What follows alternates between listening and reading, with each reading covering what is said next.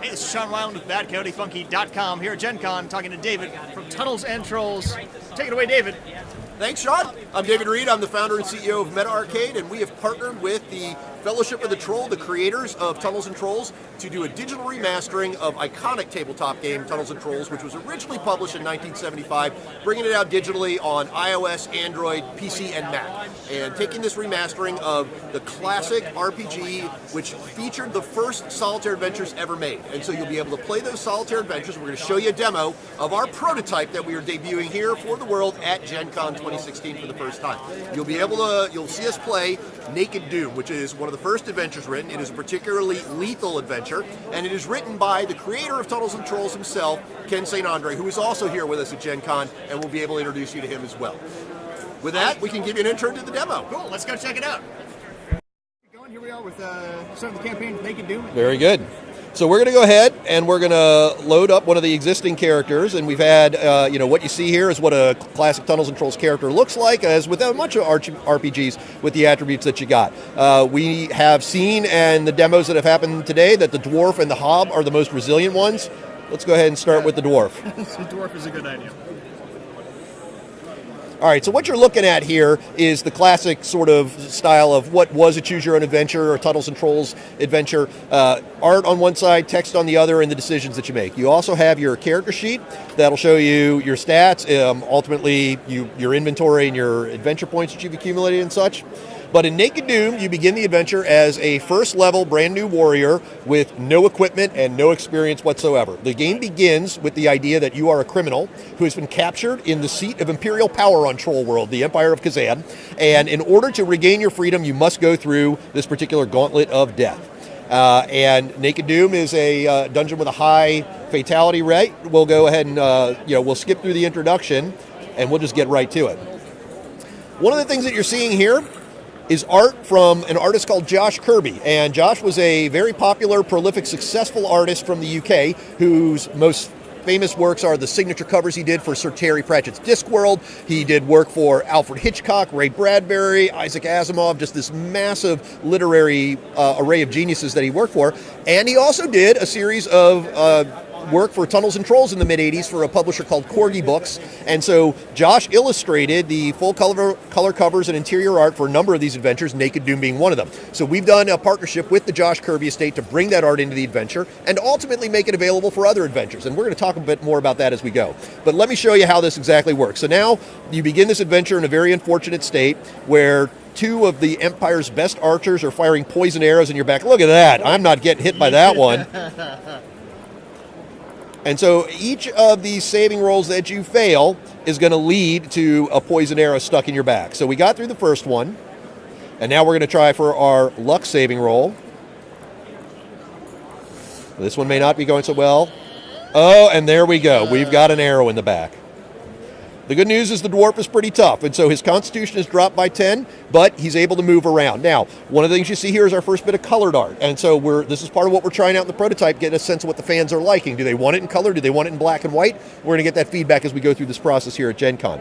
Now, you survived despite having that arrow in the back, so we're going to crawl around the corner, and now you're going to need to make a decision here, my friend. Do you want to go to the left, do you want to go up the middle, or go to the right? I'm going to go to the left, Bob. Here we go. Yeah, door number one, right? All right. So decide. Do you want to pick some up and take them, eat them now? Do you want to pick some up and carry them away for later, or just ignore the mushrooms? I've learned anything from Alice in Wonderland. I should eat the mushrooms. All right. Well, let's eat some. You're right, Sean. Alice in Wonderland's a big inspiration for a lot of stuff I do. Yeah? Awesome. Oh. So. Okay, I can hear that too. Yeah, exactly. So you've eaten the mushrooms, and they were interesting. And as mushrooms often do, it has caused you to have a pretty interesting experience here, where you start to see some things crawling around. This giant crocodile bird comes at you and starts talking to you. And while you're deciding whether you want to fight or flee, he says, "Let me introduce you to some of my friends," and you pass out. And you wake up in a very different place. So you wake up in a strange place. You follow the road of gold to the Palace of Delight, where you find a beautiful Auri there greeting you, and you have been now dressed. You're no longer naked. You are in the garb of royalty. And she introduces you to her 6 sisters, all more beautiful than the last. And the Auris are calling you master and would like to have you stay with them for as long as you would like. And it's up to you to decide whether you want to accept their offers or beg them to help you get out of here. I have a feeling that this is the best part of my Gen Con.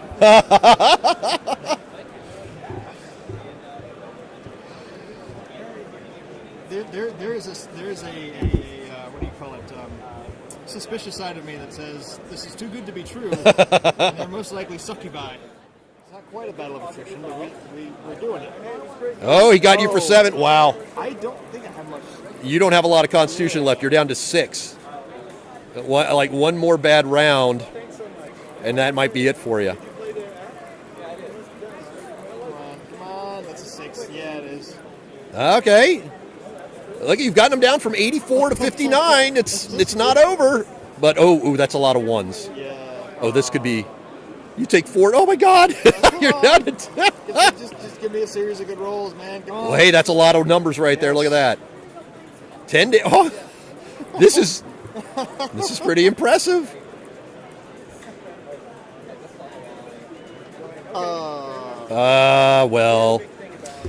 Well, We can't all be and there you go. That's unfortunately the end of this adventure. Now, all that said, the way we run the system is that you would be able to simply reload, and in a world where we're going to have 30 of these published ultimately from the original Tunnels and Trolls adventures, you'll just be, if you, much like in an MMO or something today, if you die, you can just start again. You can start again, however, you lose all the progress you had, right? But now you know a little better, right? You know the third pool is actually a pretty good one.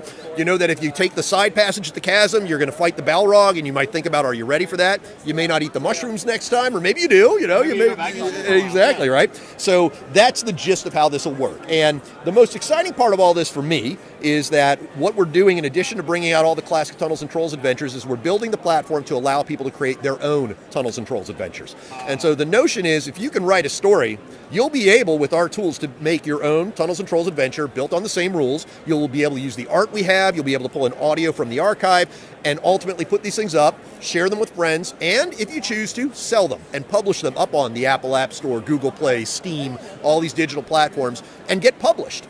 If you do that and you are making your own intellectual property, your own characters, your own worlds, you get to keep them. Meta Arcade doesn't have anything to do with that. And so if you get an audience and you start making some money on this and say, hey, I want to write a screenplay about my world, go with it. That's yours to do as you wish. And that is part of the whole plan here on Meta Arcade, is to let anybody who can write a story ultimately write their own game. And we're starting with Tunnels and Trolls. Awesome. That's very cool. That's the story. Oh, wow, your face is really big there. Let's zoom out a little bit. There we go. Thank you, David. I appreciate the walkthrough explanation. Absolutely, and I would be remiss if I didn't introduce Ken St. Andre here, the creator of Tunnels and Trolls, the writer of Naked Doom, and many, many other things. So, Ken, nice to meet you. Nice to meet you, Sean. Excellent. So I was curious, reading about this being created, and I could almost stand next to you. Why not do that? Why don't you stand next to me? Right? We'll do the bro thing. To prove that we are in the same place at the same time. Yes. We are friends. Yes. And sometimes friends. Sometimes drinking buddies. Who knows? That's a different story. So a lot of times when I do game reviews, I make drinking game reviews. So if I were to write any story for this, it would probably be along the lines of a tavern brawl. That's such a cliche. Why don't you have it a candy shop brawl or something? Look at me. If I start writing candy shop stuff, people are going to ask questions. All those candies are full of liqueurs. Right. Very exotic liqueurs. Bourbon imported candies, from Scotch far candies. parts of the world and the universe. Some come from Mars. Right. Mars bars. Mars bars. I'm terrible. So I, besides vamping, I was kind of curious. So I come from the video game sort of background. I make video games, I review video games. Okay. And the reason I'm here is because I like seeing tabletop games that incorporate digital content or become digital. And I'm sort of curious to see how you feel about seeing one of your creations become digital. Is it I've new been life? trying to bring Tunnels and Trolls to the digital computer world for the last 30 years. In 1991, we had Crusaders of Kazan, done by New World Computing, which is the Tunnels and Trolls game. Yeah. That came out right at the very end of the 8-bit era. They programmed it in Japan. And they did the best job they could in Japan, but it was technology that was dying. So the game didn't really do all that well. It was a great plot, a great story. Liz Danforth took everything that was known about our tunnels and controls world and incorporated it into this one epic tale of how you could defeat the death goddess Lorotra, rescue the great wizard Kazan, and save the world from the rule of the monsters. And it was a good game. Many people loved it. But it was not a great success, and it didn't go on to spawn dozens of sequels because it was at the end of 8-bit, and everything was going 16-bit, and it looked pretty primitive and crappy compared to the standards that were appearing. I've talked to several other computer companies in between. We got this far, that far, this far. We never got finished with anything, So I'm really excited that Meta Arcade is going to bring Tunnels and Controls into the 21st century with computer playable versions that millions of people can reach instead of the few thousands we get with our printed books. Yeah, and I like looking at the layout. It is similar to a choose your own adventure. It's not. We had solo adventures before Choose Your Own Adventure. I'm absolutely convinced that he stole the idea from me. I don't want to get in that fight. Ideas are free. But you can have them. It's true. It's what you do with it. And this is a lot of fun. I mean, I know you saw me playing it just a minute ago. I did. You did pretty darn great. I tilled the Balrog, and I thought I could take him.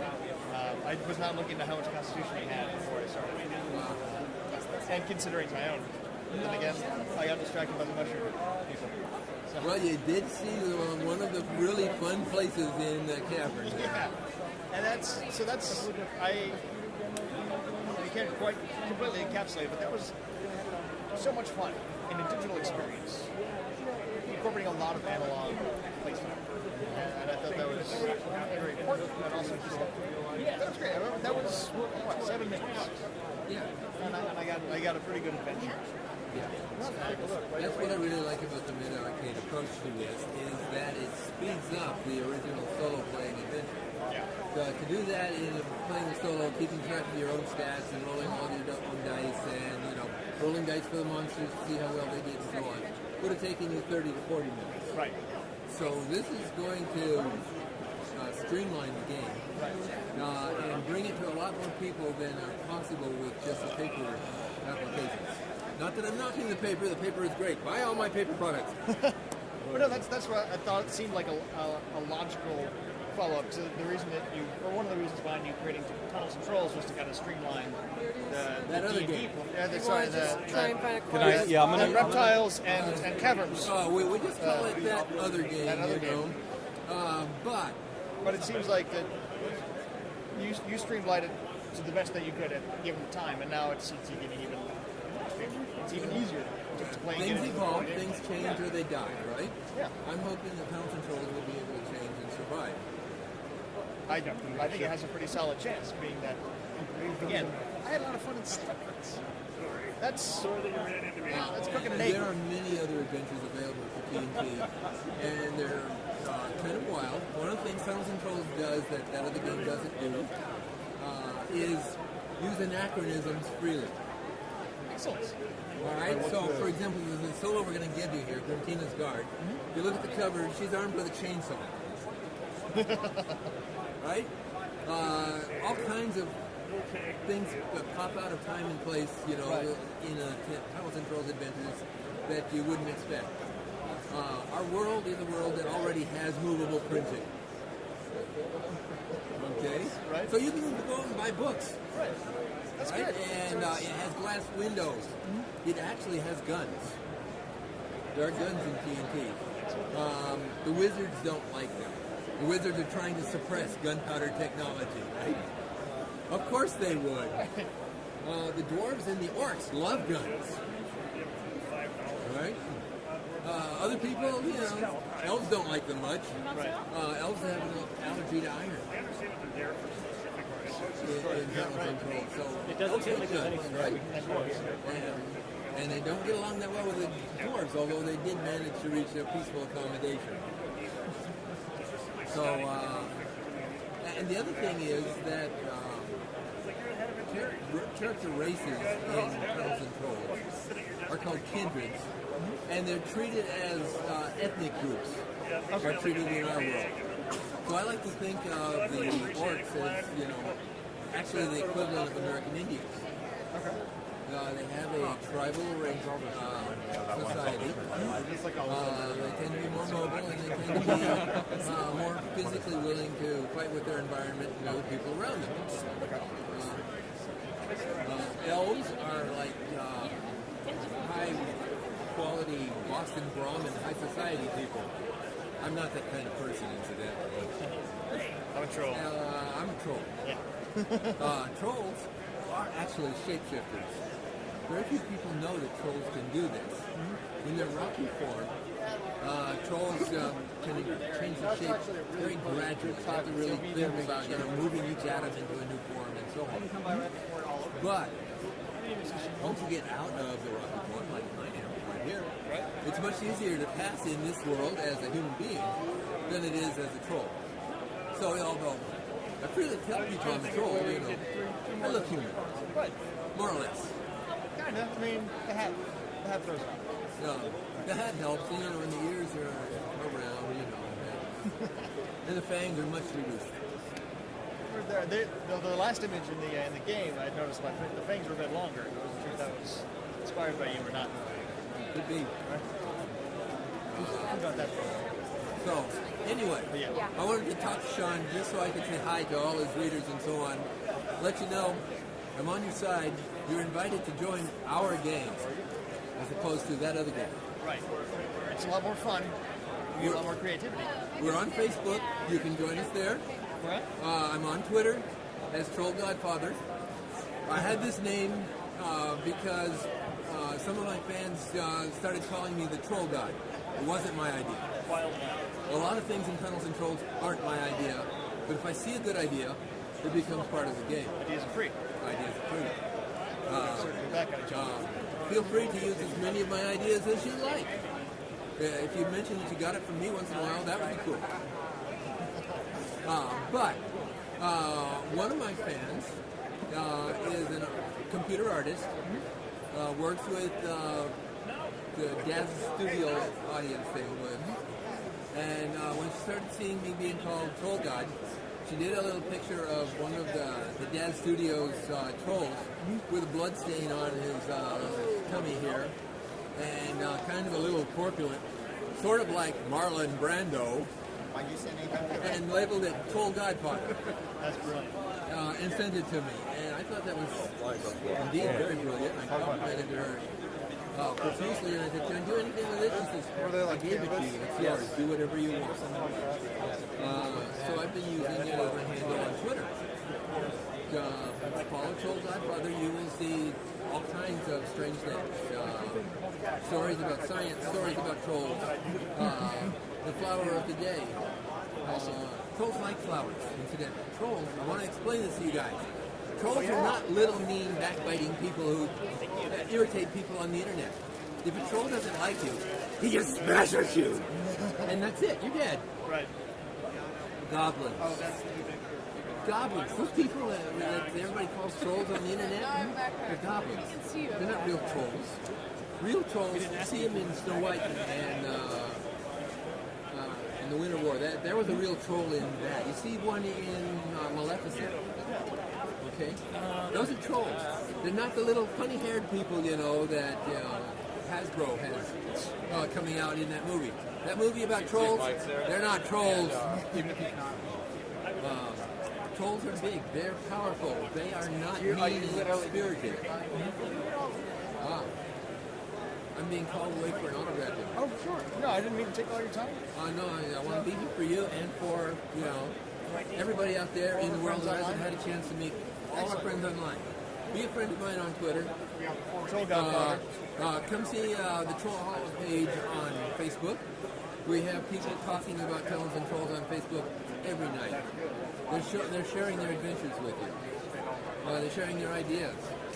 One of the guys I met like that came by and presented me with a personalized dice pouch that he had made up for my Troll Hollow Press imprint that's on Drive Thru RPG. I want to see some stuff that's not in the rule books. I want to see how the different kindreds think and so on.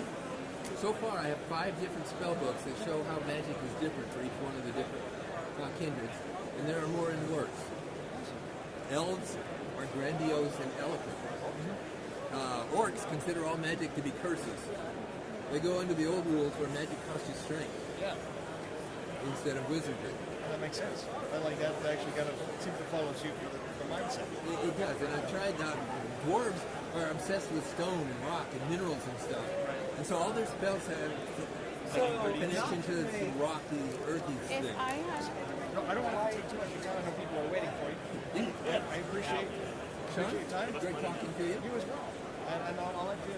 I'll at least turn off the camera so you can start doing stuff. Okay. And take care of fans. I'm gonna scribble on things. Thank you, Ken. Found another